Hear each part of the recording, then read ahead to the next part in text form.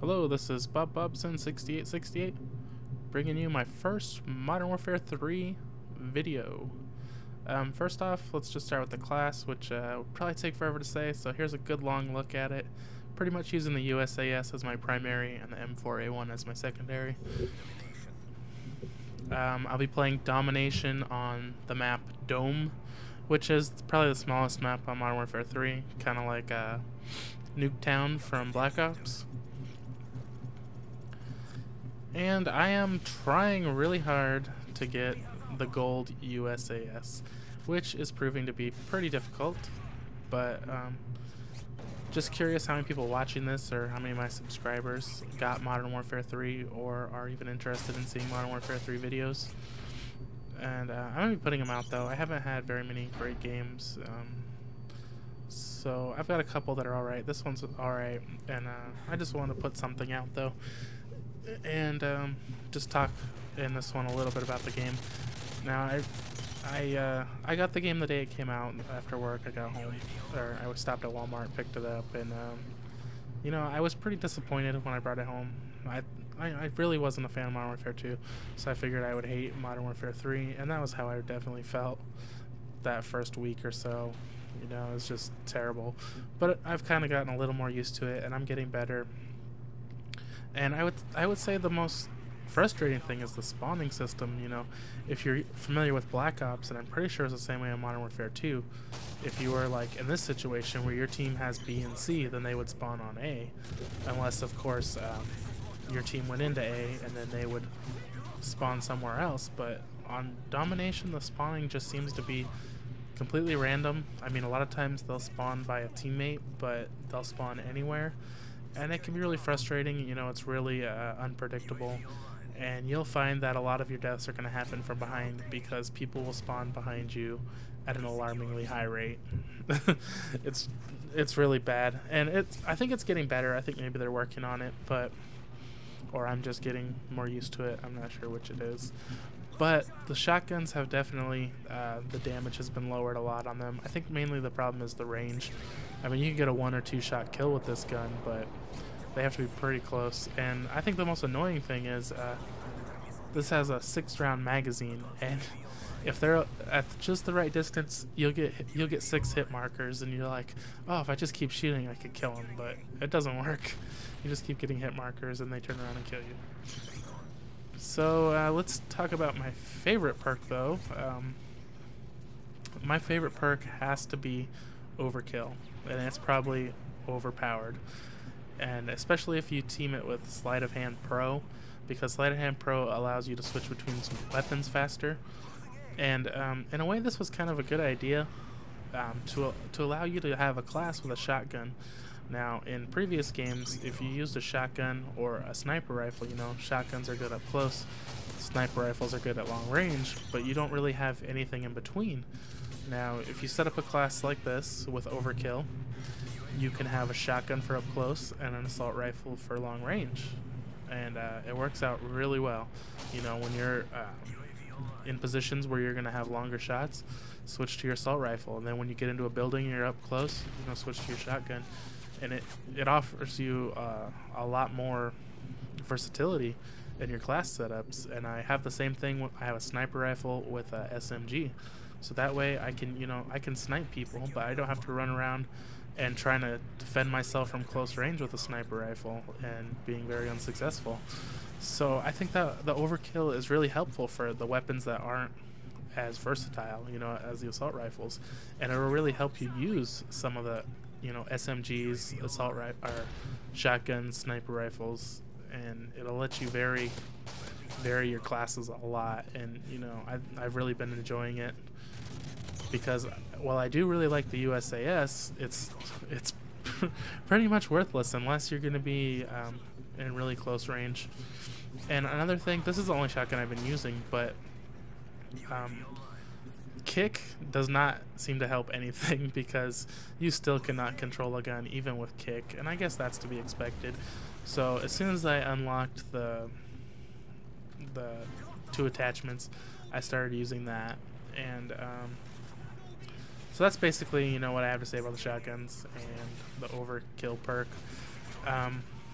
The nice thing is with the Overkill Pro, though, you can get attachments on your secondary weapon too, because when you have regular Overkill you can't get an attachment, so that kind of sucks, but it's still okay. And as you can see in this video a lot, I'm throwing down the bouncing Betty, which is kind of like a claymore. And what I'll do pretty much is when I spawn, I'll throw it down, because like I said, people are spawning behind you a lot. So you just run forward and throw it down, and a lot of people will run into them. And so let me just talk a little bit about game modes. You know, it has a lot of the same game modes, but it does have kill confirmed, which is fun. You know, your kills only count if somebody runs over the dog tags, and they can be canceled. And there's team defender, which is like when you kill someone you get a flag, and then someone kills you they get the flag. And I haven't really played it very much, but I am definitely enjoying bare bones on this. I've been doing really well on bare bones, which is pretty much just no kill streak rewards, and it's been working out really well for me.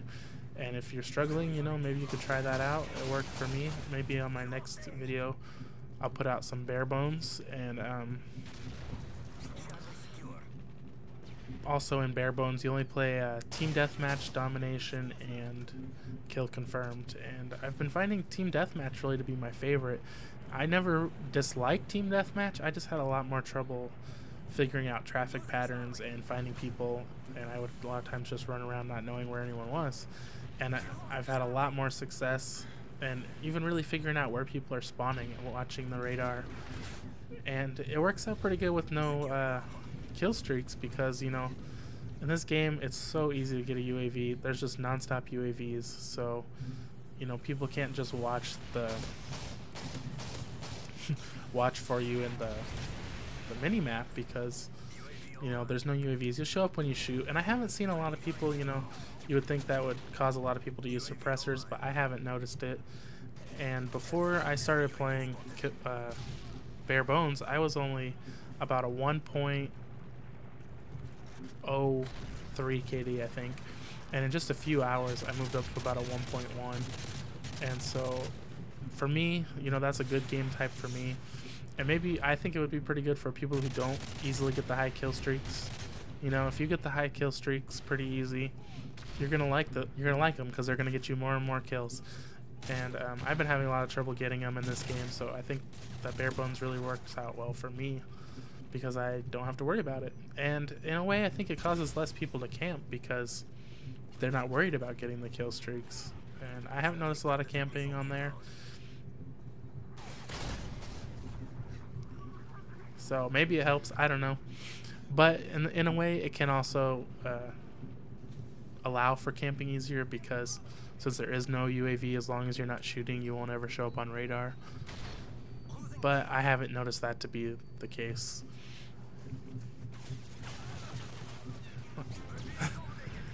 I think I'm doing pretty decent in this game. You know, I've been playing the objective a lot, and it's a close game. So right now we're triple cap though, which kind of sucks.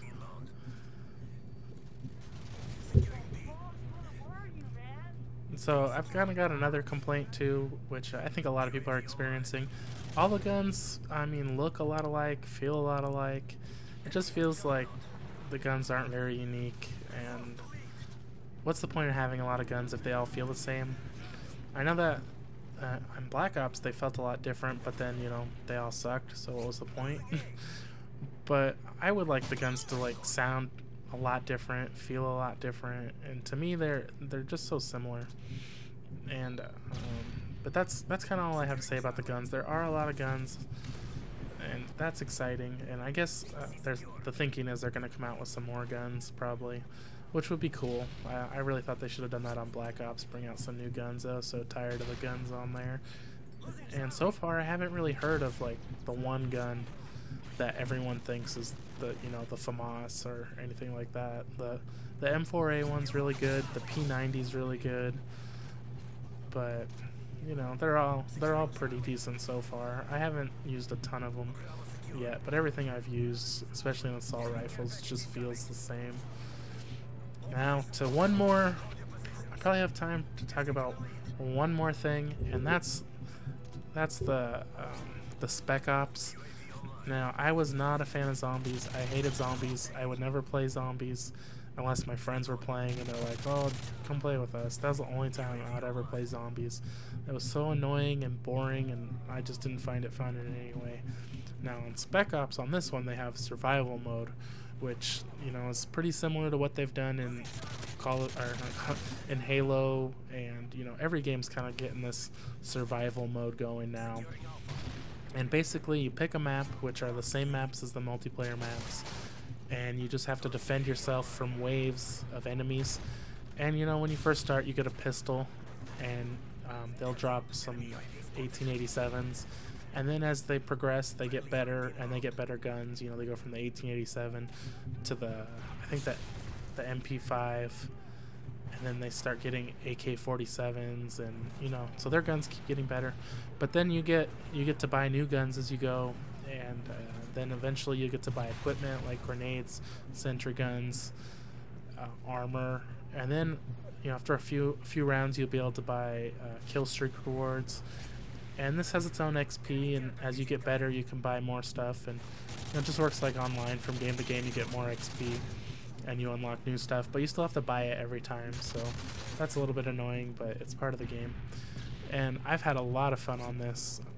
The highest I've made it so far is level 20, but I did notice that depending on which map you're on, it will be the rounds will be different. They're not the same for every map, which is interesting too. So, you know, you gotta defeat some juggernauts and stuff.